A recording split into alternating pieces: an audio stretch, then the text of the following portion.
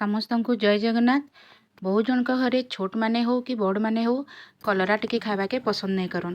तो आज मुझे जेन रेसिपीटा नहीं आसीचे से छोट माने भी खाएबे आ बड़ माने भी खाएबे। तो आज आम बनामा कलरा भर्ता।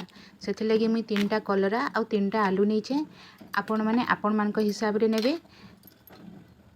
मुई कलरा और आलू के भल कर धोईकिना 3टा सीटी देकिना भल कर सिझे देछे।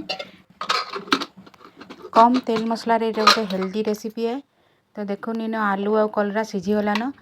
तो आमे ताके गोटे प्लेट रे बाहर करदेमा। ठंडा हो गले आलूर छाली छड़ेदेमा आ ताके भल किना चटकी देमा।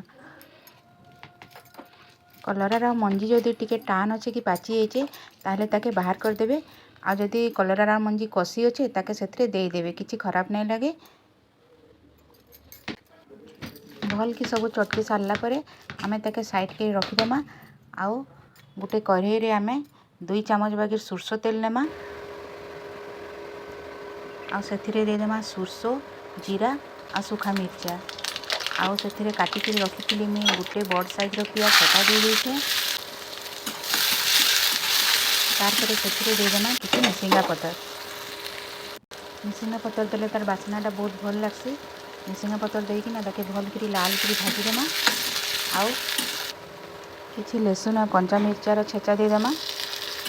जेमती लगी तार टेस्ट बहुत बढ़िया लगसी आ फ्लेवर भी बहुत बढ़िया आसी। तार परे देदेमा काटिक रखिथिला गोटे टमाटो आउ स्वाद अनुसार नून। तार परे सबके भल करी मिक्स करदेमा।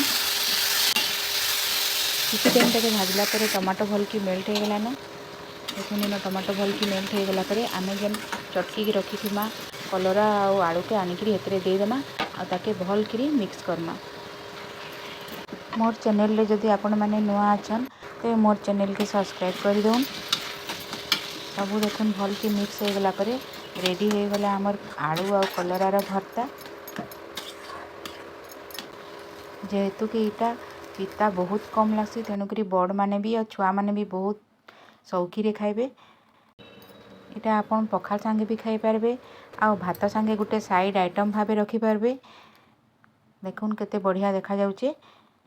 तो ये रेसिपीटा घरे निश्चय तैयारी करूँ आ खाऊन आ घर समस्त को खुआऊन आ केनता लागला कमेंट रे लिखुन। रहिली जय मां समलेई।